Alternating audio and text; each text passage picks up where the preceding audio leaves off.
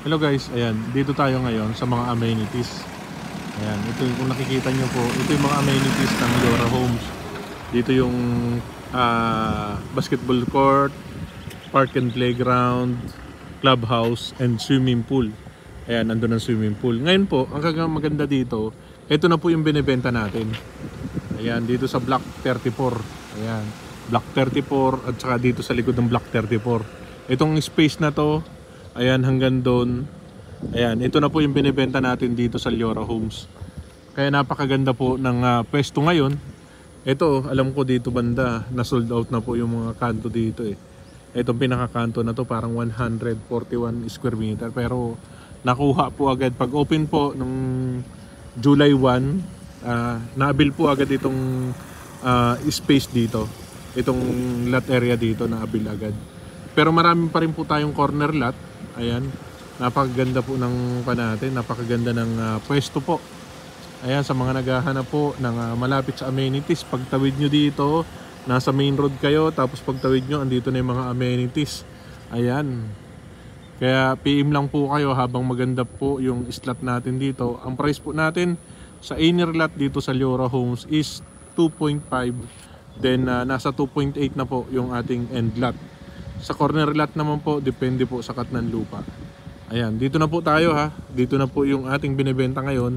Bungad na po. Ayan, ito na yung binibenta natin. Then, doon lang po, banda ron yung ating model house. Andun na po ang entrance natin mismo. Ayan, maganda naman po yung kalsada natin dito kasi isang entrance at saka isang exit. Ayan, ito yung ating model house. Ito yung ating basketball court.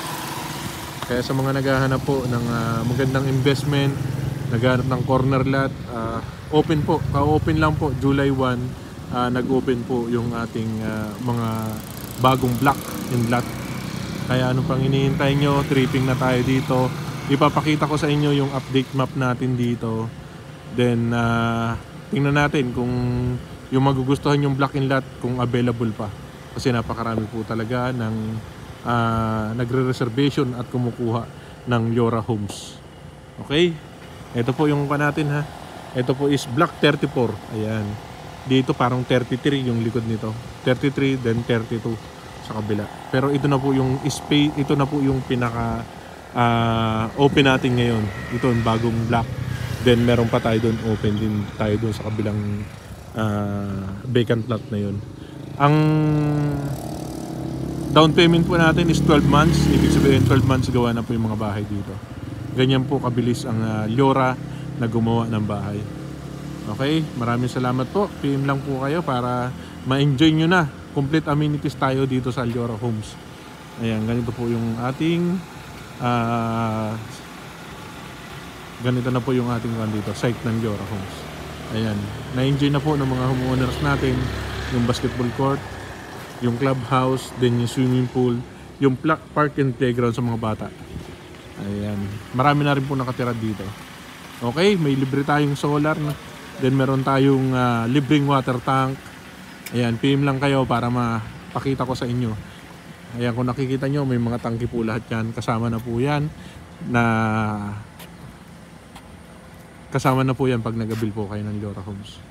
Okay, thank you at paalam.